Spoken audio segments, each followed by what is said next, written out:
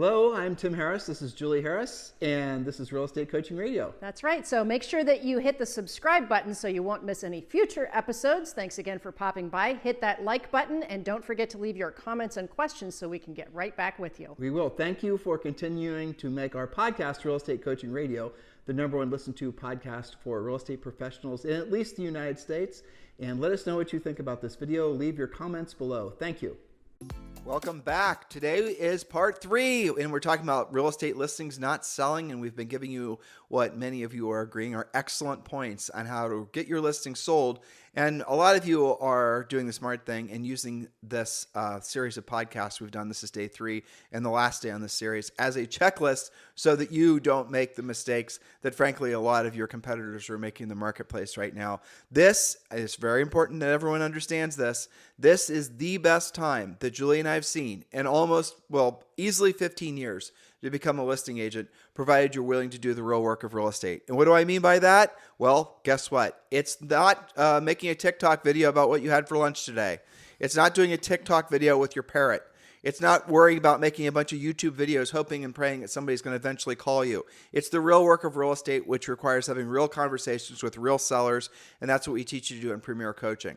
So if you're wondering what your next step should be in your coaching career, if you're wondering for, how do I get direction in this crazy market, this crazy economy, crazy political situations, interest rates, oh my, the simple answer is join Premier Coaching. Text the word Premier to 47372. Text the word Premier to 47372. Or just go to members.timandjulieharris.com. Members.timandjulieharris.com. And you can join Premier Coaching for free. That's right, nothing, zero, free. Hopefully you understand that you won't have to pay a thing. So just text the word Premier to 47372 or just go to members.timandjulieharris.com. Remember, in texting, message and data rates may apply. So Julie, you were on 6 high producing or top producing. Mm-hmm. I think you maybe had one agent that was little Midland producer. Up and coming. Right. Up and coming. Right. We don't call them new agents. We call them up and coming. And from your perch talking with all these folks from all over the country, any big takeaways? And I know a lot of your personal coaching clients are actually also really, huge listing agents as well. Yes. Well, I would say the big takeaway that I have, first of all, big shout out and kudos to them for being really drilled down with some extremely specific goals. We're not just, yes, we're doing goal setting for next year, but also for the rest of this year to have some really specific monthly goals. So when you have listings, are they selling or aren't they selling? I'll tell you one observation from a coaching standpoint is that unlike what we've seen over the past, even decade or so, where kind of the market moved the same, most people were getting multiple offers and escalating prices, blah, blah, blah. Now we're having to really look at each individual listing as its own thing. And that's kind of the point of this podcast series is if your listings didn't sell right away being in the first, weekend or two, what are you supposed to do about it? Because they don't all act the same. My listing agents that carry, 10, 15, 20 actives, they're still having some that get multiple offers, mostly in the more moderate price ranges, where maybe they got investors competing, whatever. And then others where it seems like we're having to make some changes. We're going to have to do something about the feedback. We're going to maybe do a price adjustment. But overall, I would say agents have to be a lot more aware, a lot more tuned in, communicating at a higher level, and at the same time, building listing inventory. Because as you said, this is the best time to be doing that. Work when other agents aren't working. Work when other agents have a lot of questions in their mind. Our coaching clients, they're doing that, and they're all on track or ahead of what their goals were, even with a shifting market. It always comes down to doing what you don't want to do when you don't want to do it at the highest level. But it's at that highest level that's changed a bit. Yeah, absolutely, because now you have to have a lot of skill. That's what's truly necessary. Yeah. And you said something there. You said communicate. By communicate, we don't mean digitally. We mean actually picking up the phone and having face-to-face communication, because ultimately that's going to be more effective. Of course, that's going to be more effective. I'll prove it to you. How long have humans been on planet Earth? Let's just agree thousands of years. And how long in those thousands of years have humans been communicating face to face, not even having phones? Well, that would be a majority of those thousands of years. So we're a hardwired program to be able to communicate at the highest level, looking at someone, or at least having, voice-to-voice communications with them, right? So remember that. You are working against people's natural inclinations and natural programming when you try to do everything digitally. I'm not saying digitally isn't important. Of course it is. We use digital communication all the time. Want proof? We're doing it now. You're listening to us. And this podcast is obviously done digitally. But the moral of the story is when you're wanting to have high impact sales, remember, it's doing what you don't want to do and you don't want to do it at the highest level. It's going to require, and it will pay so much more when you're willing to have these conversations. And don't hide from the market. The market's not going to change. We're in this market adjustment, not just for housing, but for the economy. It's going to last years, guys, 2 to 3 years. Again, we are guessing as much as anybody is. We don't have a crystal ball, or our tea leaves aren't any more truthy than the next guy's tea leaves. But certainly, everyone will agree, this is something that none of us have ever experienced before, this economy, this housing market. So the reality of it is it's going to require, obviously, you to have a new skill set. And the best way to apply that skill set is having direct, real communication with folks and not hiding behind a keyboard. And when you do that, guess what's going to happen? Your mindset's going to change. You're going to feel differently about yourself. You're going to feel excited. You're going to feel proud even. You're going to look at yourself in the mirror, having just had a conversation with, say, a for sale by owner or a center of influence, a past client person, and having that conversation go really well. And you're going to be incredibly proud of yourself. And then what are you going to do? You're going to do it again and again Lather, and again rinse, and again. repeat. Right, because you're starting to see the momentum build. But it's going to take doing what you don't want to do when you don't want to do it at the highest level. The good news is it's not that hard, especially now, because a vast majority of your competitors in the marketplace don't listen to this podcast. I mean, it's listened to by tens of thousands of agents every day, but there's still 1.6 million agents in your marketplace. So most agents are going to try to make what worked maybe 6 to 12 months ago work now and work in the future. And it might marginally work, but it won't work anything like it did. Those of you buying buyer leads, you know what I'm talking about. Notice how your cost per lead has gone through the roof, but the quality of the lead has essentially become really, I don't want to even use the word worse, but worthless. How about that?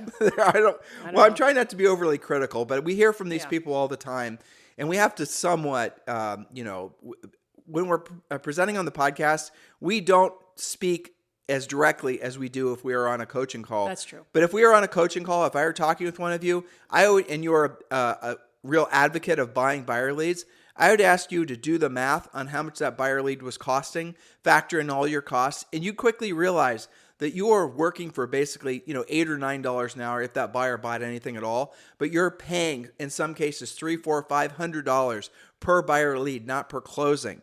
So the math of making bought buyer leads work really didn't work before, certainly doesn't work now. So open your mind to the new opportunities this market presents, and don't be scared. Don't procrastinate. That's the other thing. You do have an advantage right now.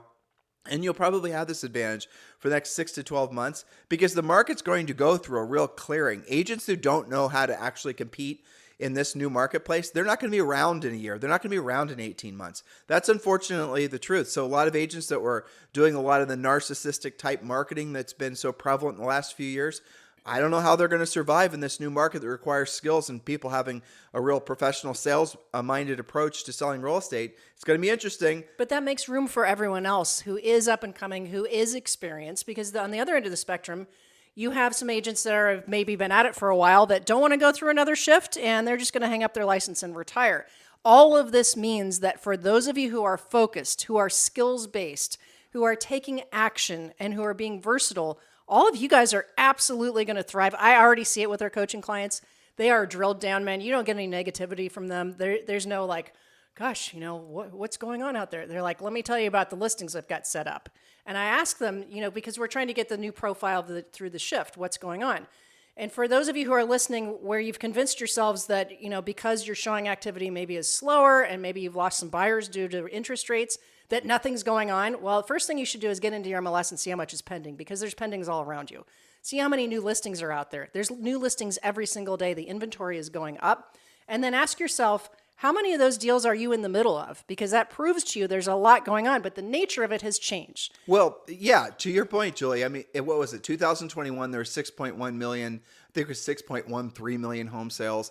This year, it's projected there's going to be something like 5.1 or 5.2 million home sales. Nobody knows for sure what next year is going to be, but I'll tell you this. at the very depth of the housing crash, there are 4.35, I believe, million home sales. Yeah. So even if it goes down to 4.35 million home sales, which it most certainly won't, but if it were to, remember, that's a home sale, and there's two sides to a real estate transaction. So that's almost at 8.7 million real estate commissions that will be paid. The average. How many do you need? Exactly. 8.7. Let's just call it 9 million. Forgive me for rounding up. And then the average home that's selling is going to be 425,000, 450,000 with added inflation.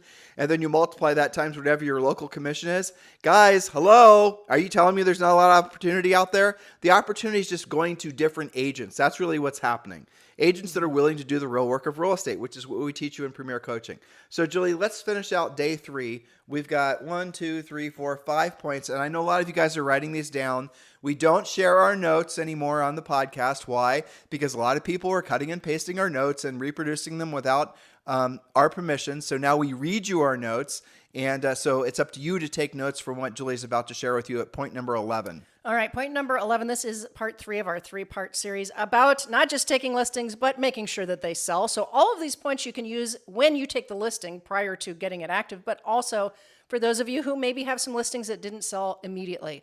Point number 11, does your listing have negative feedback that never gets remedied? Obviously, if it's already on the market, you're getting feedback. Now, let's hover there for a second. What's feedback, Some Julie? of these guys have never done feedback because they didn't need to. The feedback was, here's your offer. Right. But on the listing side is what Julie's talking about. And there probably are better solutions to homefeedback.com now, because homefeedback.com is owned by ShowingTime, and ShowingTime is owned by Zillow. And so that Zillow. But there's tons of apps for this. Yeah, there's tons of apps. You might want to go and find out a different widget to do home feedback. But for those of you who don't know or have forgotten, again, by the way, you can do this, have a person do this. We teach our coaching clients when meeting with a seller to give the seller an option. Do they want live feedback or they want digital feedback? And you can use, again, homefeedback.com or one of the other widgets that does the same thing. And what it does is it'll email that co-op showing, the buyer's agent that showed the property, and ask for feedback from the seller. Feedback from their buyer. The other option is you just have somebody on staff. You could even have a VA, right? Somebody from the Philippines making the calls to the co-op buyer, asking for feedback, maybe 5 simple questions. And the third solution, and this is something that, frankly, it's the easiest to implement, doesn't cost you any money, is leave a simple card in the house for the buyer's agent to have the buyer fill out while they're in the property, giving immediate feedback to the seller. The disadvantage to that is some of their feedback might be a little bit, shall we say, raw, might be too truthy for the seller. It could be, so be careful. And the other problem is you're not going to get it because the seller's going to have it. You're not going to have it, so you're not going to be there to help translate the feedback to the seller, which, by the way, goes back to one of the things you get when you join our coaching program. I don't remember what level it's on, but it's I don't remember the name. It's level 2 or 3, proven home selling system, and it's called, I think I'm reading your mind, the feedback translator. Exactly. So and I know feedback is news for some of you, and if you're a coaching client, you have samples of all of this in part of Premier, but really what we're talking about is when the feedback is, well, we're just going to keep on looking like the house, but wasn't for us. What does that really mean? It probably means that they're going to go find something that's priced less that does meet their needs. Well, so you've got to, you have to be able to translate all of that. The house smelled earthy. The home feedback. What does earthy mean? My favorite one of all time was a California agent whose feedback constantly was smells and shows like a zoo. On her listing. On her listing. And, my heart goes out to her because it was her very first listing. And I had to convince her that not every listing was going to be like this. So finally, after getting that like 4 or 5 times, she investigated. And as it turns out, it was a divorce situation. And one of them was still living in the house with their support miniature pony living inside the house, and there was actual horse manure in the house. Thus, the showing feedback shows like and smells like a zoo. So back to our point here, does your listing have negative feedback that never gets remedied and the price hasn't improved to reflect that? So when you take a listing, after you get the paperwork signed, you give the seller this book, basically. And again, it's called, for those Proven Home Selling System. For those of you in Premier Coaching, make sure you download that. You can personalize it, but really there's not much personalization that needs to be done. And in there is the feedback translator where they can go and essentially, translate all the feedback. So you're then delegating any potential bad news that you normally have to give to the seller seller to the book. You're asking them, showing them when you take the listing to flip through the pages, have them go there as their reference.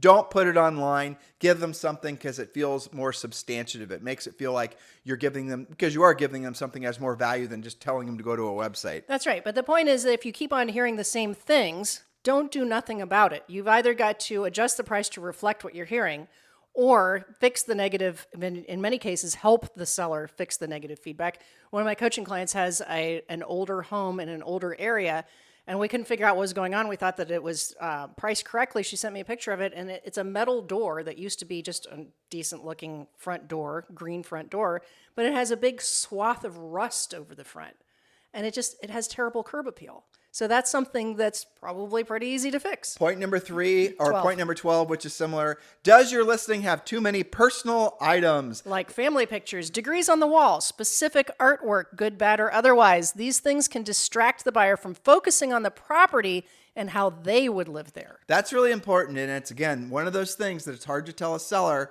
to remove their family pictures or remove their degrees and their diplomas. That's the reason when you take the listing, you give them the guide, and then you flip to the page of things they should be doing, a checklist of immediate items before their first showing, one of which, I think it's point number 3, is to remove all the tchotchkes. Remove the plates, the beer can collection. Remove, of course, this might not apply in all markets, but if they have any dead animal heads on the wall, maybe that's market specific, but that might not be a good thing. Maybe not. Right. Yeah, I mean, imagine that is a thing in many markets. So Texas, I'm thinking about. Well, actually, I was thinking of Austin. It's so funny with Austin becoming, it's already become like mini California, and all the Austonians, most of them being, real Texans, basically. Hunters, right. And when you go to the MLS in Austin, as soon as you go out maybe 5 miles from central Austin, you start getting into real Texas. Julie and I lived 30 miles north of Austin. We lived there, and we were in real Texas.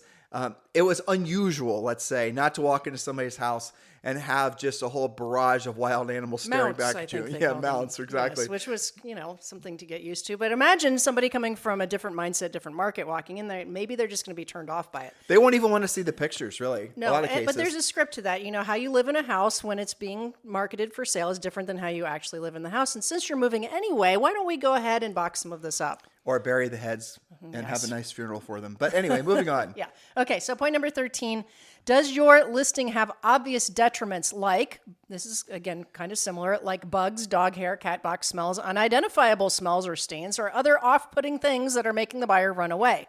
Either price it to reflect that condition or fix the condition. Even a dirty, smelly, scary house will sell for the right price. And again, we give them lists of things they can do and suggestions on way they can fix all these smells. There's actually smelling odors are one of the hardest things to figure out where they're coming from, but one of the easiest things to fix. Yes. There's on Amazon, and you maybe want to consider getting one of these guys. This is posted in Premiere, by the way. Oh, is it really? It is, because I kept on sending the link to so many coaching clients, I just decided to put it in there. What was it called? An ionizer. Ionizer, yeah. And it's this little metal box, and it's ridiculous. It's so effective that it'll change the smell of basically an entire house. Like smoky houses, cat pee houses, all of that kind of thing. And especially the worst, I think, is unidentifiable, fishy, what is that smell? But the air ionizer is something that you should have in your real estate listing agent toolkit. Put your name on it, put a sticker on it so you remember to get it back on your listing. Maybe, those of you who have lots of listings, maybe you should have 3 or 4 of those. And, run it it only takes like an hour or 2 before a showing to pretty much clear the air out. But yes, exactly. Don't, you're not supposed to breathe the air coming out of the thing. Don't really understand why. Just remember that. So don't run it while they're in the house. Run it before they get to the listing. And that also maybe is presenting an objection that they wouldn't have otherwise had. Right. So, what is this machine doing, right? Exactly. So that's just a little tip from the front lines. Okay, but don't have strange things going on. All right. It was okay when we were the only listing, but not now. All right, number 14, does your listing have a lower than expected buyer side commission? If a buyer's agent is setting up showings and they have other choices, your listing will be deprioritized if the commission is too low. Now let's talk about that. A lot of people get really fussy when we make this point. A lot of people are going to say the buyer's agent ethically is obligated to show the property that's most appropriate for the buyer and all of that. And guess what? We 100% agree. But reality being what it is, people are often going to, if something is marketably less appealing from a buyer's agent perspective. When they have choices. When they have choices, right. When there's a choice, for example, let's say, just so we can stage this correctly, and no, do not give us a nasty comment saying that we're telling buyer's agents to show the listings that have higher commissions. Statistically, the listings that have higher commissions in a market like this sell faster. So all we're doing is suggest you actually dial into reality. We're facting. We're facting. That's right. And that's, for example, the reason that in some markets, we were talking in San Antonio the other day, the average buyer agent, what DR Horton was it? It was either KB or DR Horton. I think Yeah, their buyer agent commission was in some cases on up to 6%. 6% just on the buyer side. So imagine this is going to be your reality. Your buyer shows up. They're looking at 3 different homes, and all 3 of the homes are a good candidate, a good fit for whatever they are looking for. Enough bedrooms, bathrooms, location, everything's exactly the way they want it. One of them pays less than market rate commission, and the other pays, say, for example, more, and the other substantially more. You're naturally going to want to lean towards the one that pays them substantially more if all things are the same. I don't think there are any buyer agents out there, hopefully none listening, that would somehow want to bend essentially bend the, what would you say, the deal towards what's best for the buyer's agent. That is in what's best for your commission. That is technically and absolutely unethical. Well, it's an agency violation technically, if you right. want to talk about that. But you can even show, and this is what we coach agents to do on the buyer side, show the buyers what the commission is and have them clearly understand, just full disclosure so nobody's surprised. I don't want them finding out after you're in contract or them second guessing after they're in contract. Well, it looks like, Bob put me in contract on this house because it paid a 6% co-op. I didn't know that. Maybe I wouldn't have wanted this house had I known that Bob was getting twice the normal commission or whatever it was going to be. Especially if there were equal choices. Exactly. But the buyer's agent, if something doesn't go perfectly in the closing process or whatever, might forget that it was their decision and they made it. Mm-hmm. So just remember, over-disclosure is always a good measure to keep yourself out of hot water. And Julie, go ahead with the secret. Okay, so the secret, commissions are actually rising in a shifting market. Don't be the only one paying a terrible percentage to the buyer side agent. They may just opt to not show your listing at all, again, because there are other choices. And we can, beat agency to death on that philosophy, but it is what it is. Evident by the fact that agents are reticent to show for sale by owners. Why is that? Because they don't know what the commission deal is, so you go right to your MLS instead. So it's not something to really litigate on a podcast. It is just a fact. And different markets are more or less flexible. Just be careful that you're not the only one that gets booted to the bottom of the list because you're doing this. And yes, we realize that this, again, is a thorny issue.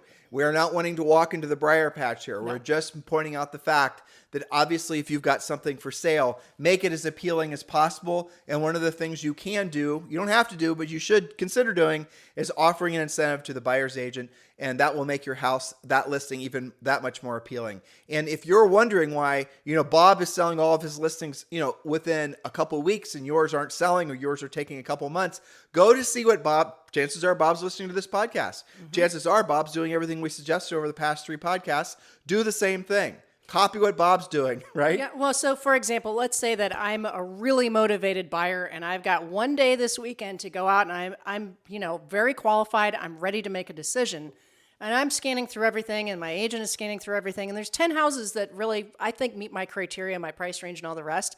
And Bob's listing not just says there's even a $500 bonus for the buyer's agent, but also that the seller is willing to contribute towards buyer's closing costs. Buy down points, flexible on closing. Might consider contingencies.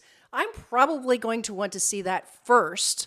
And that might be my decision before I even get to the other listings. I might not even want to see those if it really meets my criteria and I get all of those things. Again, guys, it's just certain, it's obvious. Competitive. It's obvious market dynamics though, because you're going to, I know a lot of you, this is like totally mind boggling because you've not been in this situation because you've been selling in this crazy seller's market.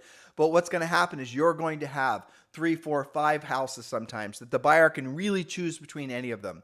Now, we do give you a lot of, I'm remembering the Flora Model script. I'm remembering all these buyer agent scripts. This is all part of our buyer mastery is what you're talking about. Exactly. That's part of the Premier Coaching Program. But what's going to happen is the buyer is going to essentially find houses that are, if it's not this one, it's this one, it's this one, it's this one. And they're going to have a hard time making a decision which one they want to make an offer on. And that lack of, that hard time making a decision might result in them making no decision, which might result in you not getting an offer on your listing. So the suggestion we have is do whatever it takes to make your listing that much more competitive, because as nice as the seller and you maybe even think that listing is, there are others out there that are going to be just as nice. But if you're going to overtly in the description and maybe even on the kitchen counter include some tchotchkes in the house, the pool table's included, the hot tub's included. But how about this? The seller is willing to buy the buyer's rate down. Or how about the house has been pre-inspected and here is a stack of the receipts showing all the inspections that have been done. That's going to save the buyer the hassle of worrying about the inspection issue. You guys get it? And sometimes it'll save the seller tens of thousands of dollars in your act of desperation just driving the price down every week, which they don't want to hear from you anyway. You may end up doing that after you've done some of these things, but often this will be enough to nudge that decision making. Remember, the best buyers right now, showings are becoming more precious. So make sure that you are the one they want to see. So point number 15, our last point in this 3-part pod series, are you being complacent? This is a big issue for agents right now. Are you being complacent? Are you the problem or ineffective at communicating with the seller? Or afraid of communicating with the seller? Many times, because you haven't had to deal with this for a while. When there's competition in the market, you must have a proactive strategy for being the listing that wins. So work to eliminate these 15 potential challenges that we've talked about over the past 3 podcasts before you launch the listing, ideally. But if that's impossible, you must price the home to be more competitive. Ideally, after doing all of these things to make it more competitive, it's no longer good enough for a listing to just be available. That's what sold them before. It was the only thing for anybody to write on. The home you're listing must shine and be the clear choice for any buyer who sees it or buyer's agent seeing it in the MLS. So let's talk about this communication thing. We give you scripts in Premier Coaching, what to say when you're supposed to be calling the sellers. We suggest you call the sellers. Not all of them are going to want to speak with you every week. Some of them are just going to be more than happy with getting the feedback from whatever feedback widget you're using. They might be happy with just a summary of the showing activity. But we're going to we give you scripts and exactly what you should be covering with the seller every week when you call them.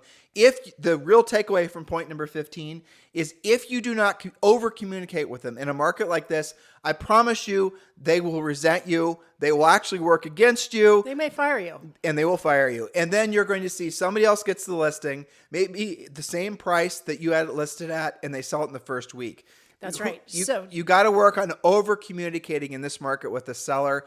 They must hear from you, again, at least once a week. And then if you have the other widgets that are working for you, the feedback widget, we also will suggest you send them reports. And luckily for all of you guys, this is all automated and very simple. How many views did they get on Realtor.com, for example? How many how many people looked at this ad or that ad? All this stuff is very simple. It's all out there. Matter of fact, many of you don't even realize that a lot of the things that are like KV Core through EXP and your MLS even, it keeps track of how many times was the house looked at by agents on the MLS, right? All this type of stuff. That's the information that you're going to have to start gathering for the seller, because here's the big question that you're going to be in fear of ever hearing.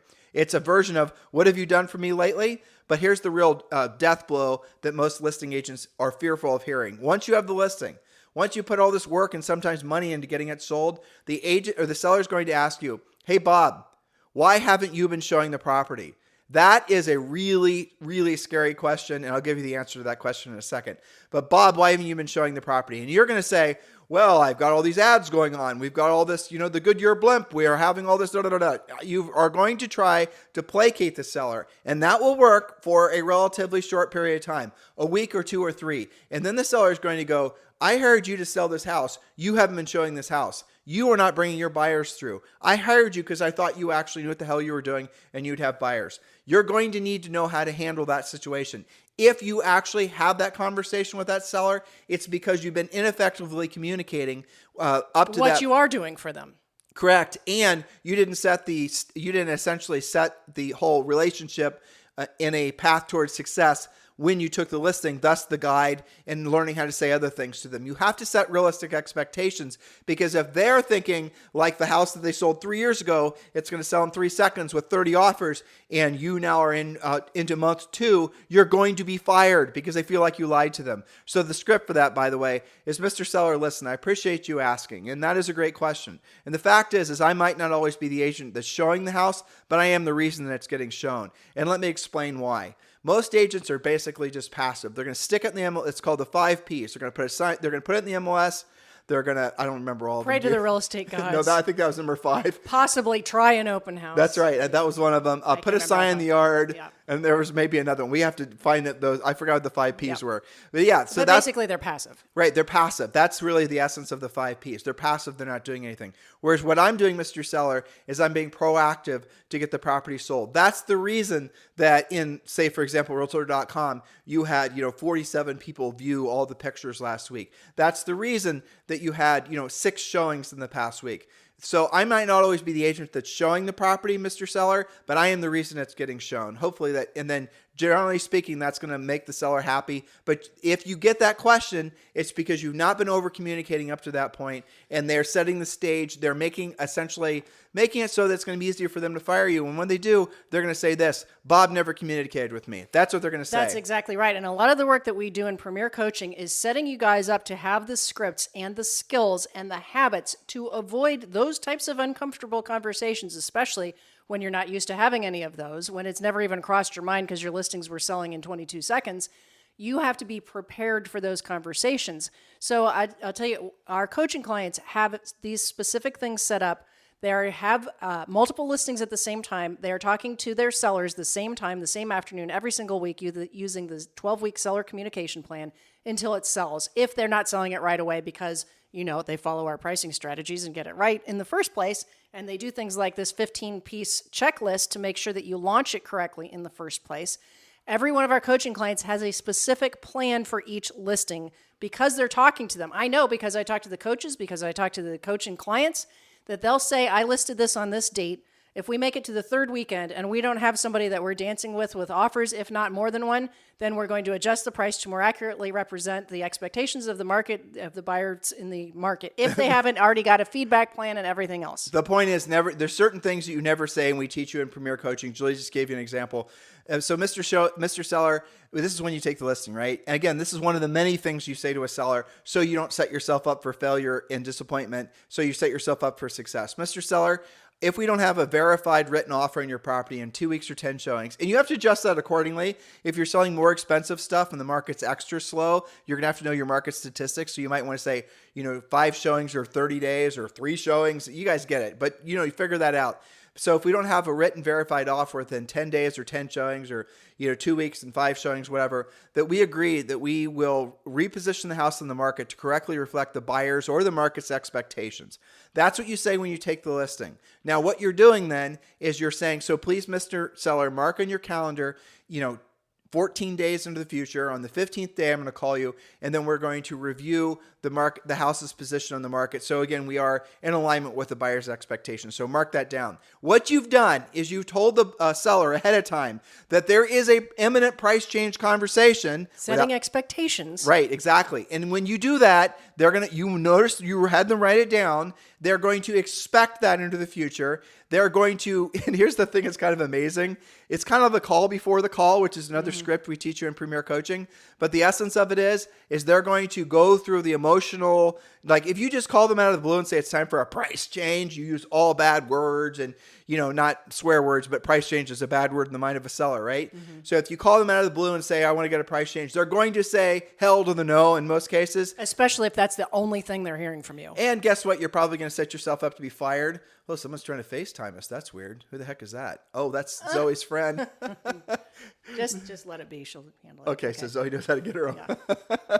We are getting a FaceTime from a 9-year-old in Puerto Rico. She must have just gotten home. Yes. She did. That's hilarious. It is hilarious. All right, so the point of it is that if you don't set expectations, if you're telling the seller that in 2 weeks or 10 showings, we're going to have a price adjustment, a conversation, again, use our scripts, don't say price adjustment, right? Repositioning the market, how on the market to correctly reflect the market's expectation. Mm-hmm. What's going to happen is in those 2 weeks, all the emotions that would have of disappointment, of anger, of remorse, of resentment, all the normal emotions that a seller has to go through to let go of the idea that they're going to get some elevated price. They've sort of exercised those like you do in, like a Catholic priest is exercising a demon. But they're not doing that on the phone with you when you call. They've already kind of worked it out in their head. Exactly. You know what always amazed me about this? 2 things.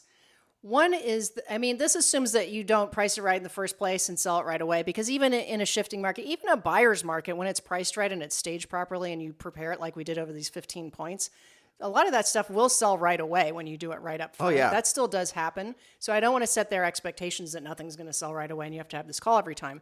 But the interesting thing when you set that seller up for 2 weeks or 10 showings or 30 days or 5 showings or whatever, is that sometimes they'll actually call you. That's exactly what happens. I was so shocked that, when we were first learning this, and they'd be like, well, we're on our 10th showing. I guess it's time to, take the price down. And the second part to that, which I think I originally learned from Rory, was to ask them what price they have in mind. Actually, the script was, I remember this too. Yeah. So yes, which, oh my gosh, this is so crazy. We're having all these price reduction conversations with all of you guys again. It's been almost 20 years, but here we go. It's at what price does your heart stop? Yeah, that was one of the probably scripts. Jumping to extremes. Yeah, but we teach you all this stuff. Yeah, there are actually scripts that we're not having to teach you guys yet because the market's not truly like it was. And, we don't need to freak you out. We've been doing this for so long. We've actually coached and trained and even sold real estate in a market for 10 years where there really was never a seller's market, where the average days in the market was 6 months. The buyers had all the power then. The buyers had all the power. Interest rates, by the way, were 6%, 7%, 8%. That was normal. Every mortgage was a 7.1 ARM. 7.23 exactly. So that was all normal stuff. That's the reason we're comfortable and confident you guys will kick ass in this marketplace. Yes, but because we have coached millions of agents to do it. Yeah. Millions is an exaggeration, but I think hundreds of thousands would be a better way of stating it. Mm-hmm. And we know in this marketplace, it is actually easier to get traction because of the fact that so few agents have the skill set. And because the sellers need you that much more. That's if right. You've got to sell, not just have to sell. Maybe if I get my price, I'll sell. A lot of that is dried up. And so the good news about that is the sellers that remain are pretty dead serious about getting the job done. And that means you've got to be real serious about your skills. The types of things that we're talking about here, this is just the tip of the iceberg compared to what you get in coaching. Why would you go through a shifting market by yourself trying to figure out what in the world's going on and how you're supposed to talk about it? Well, again, and that expired listings are the perfect listings to be pursuing right now because the seller wants to hire an agent. They've done it before. Mm-hmm. They're willing to pay a commission. What the so there's all the normal things that you guys worry about that are already resolved. But the best one is, what the price isn't. And I think even better than that, the sellers, I think, I would say overinflated sense of value has dried up. And maybe they're being really particular about allowing showings, or maybe they're resistant to actually listen to feedback, assuming they even got any from their previous listing agent. All of those things have just gone by poof in the wind, and now they're actually ready and amicable to listen to anything that's going to get the property sold. And in many cases, they've been burning their candle financially at both ends. They've got another house, they've got a reload, Those are the best ones, and they're going to be very motivated and they're going to listen to you. But here's the funny part. And this will shock you how frequently this happens. Anybody who's been in the business for more than 5 seconds has probably had this experience. You're going to go out and list an expired. You're going to price it at the exact same price. You're not even going to have time to put in pictures. You're going to write a description, but it's just basically a first draft. No measurements, nothing money, and the house is going to sell with multiple offers. Even though it had just been on the market previously for 6 months with at the same price. Now, why does that happen? Because there's a whole bunch of little matriculations that happen inside the MLS. Agents and buyers even will decide, well, if the house hasn't sold within the first 30 days, again, this is how the market has to adjust to this new market. Mm-hmm. The perception is if it doesn't sell really, not even within 30 days, but within 1 week, that something must be wrong with it. And then new listings come up, and what happens is the days in the market starts to extend. Buyers agents and even buyers stop looking at it, stop setting up showings. It's like driving past a billboard. The first couple times you see it, you notice, oh, that's interesting, and then you just keep on driving past because you've already registered it in your brain. And you're like, all right, well, maybe I'll notice again when it changes. It's human nature, right? So it is true. If you actually look and you compare days on the market to a newly listed expired versus how many days on the market it languished, usually expireds, sometimes with some tweaks, will sell right away or real close to right away. And I think one of the reasons is that sellers, we would say, are more coachable. Now, Are there some expireds that are losing their will to sell? Yes. But the best ones, they'll say, tell me what to do to get it sold. They're much more coachable, and that's why it sells faster. The only way you're going to have these experiences of what Julie and I are sharing with you is if you do the real work of real estate, which means you're going to have the skills necessary to earn the right to be that seller's new listing agent. And that's what we teach you in Premier Coaching, amongst many, many, many, many other things. So text the word Premier to 47372, text the word Premier to 47372, or simply go to members.timandjulieharris.com. Remember, when texting, message and data rates may apply. So Julie Harris, what is the topic for tomorrow? Have you decided yet? Tomorrow is what we were working on, about helping them to talk to buyers about why it is still a good time to buy. There's a shocking thought, right? It is still a good time to buy. Who's saying that? And I've had a lot of reports from coaching clients that have run into other agents that are, for some reason, wandering around the wilds of real estate saying, I guess it's not a great time to buy anymore. It's not time to sell anymore. How is your business going to do if that's your philosophy? This is going to be a killer podcast. You and I have been working on this on our morning walks for I think it's going to be 2 weeks. a multi-part at this point. Yeah, it's fine. And so as promised, what we're going to do is we're going to present this to you guys in the podcast over the next 2 to 3 days, and then we're going to make it to 1 or 2 videos. The videos that we're going to make, the lovely Julie Harris will be doing, make sure, if you guys haven't checked out our YouTube channel, we're really piling on a ton of new content that's YouTube exclusive.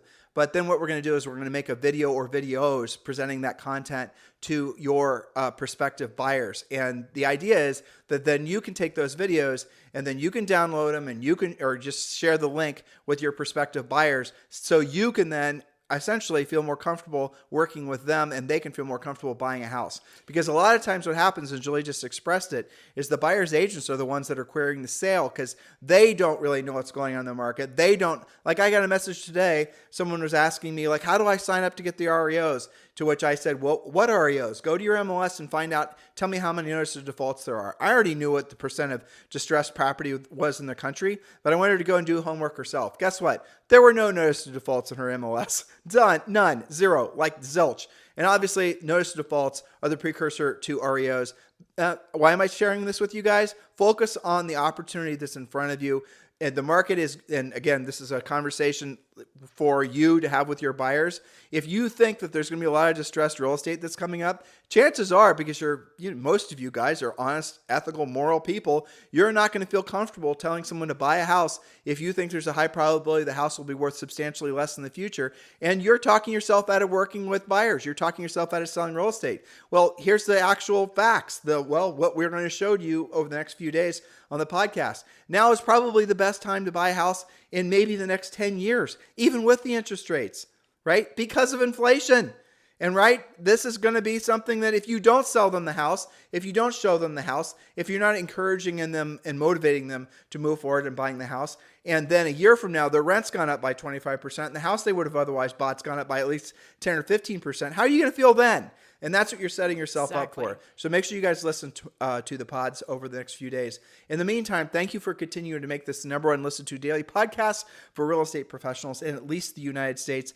Please do comment, like, subscribe. If you're over on YouTube, please do subscribe to the YouTube channel. That channel's getting a lot of momentum. We certainly appreciate it. If there's ever anything we can do for you guys, you can actually text me directly at 512-758-0206. Do not call, text. If you call, I will not answer. By the way, if you're ready to join eXp Realty, you can also text me directly at 512-758-0206, and we can have that conversation as well. Or you can always message us on Instagram, or even message us in YouTube. You guys have a fantastic day. We'll talk with you on the show tomorrow. Hello, thank you for having watched this video. Please remember to subscribe to our YouTube channel. That's right, and don't forget to hit that like button, leave your comments and questions below, and we will get right back with you. Thank you for watching this video, and remember to watch the next one. You're going to love that one.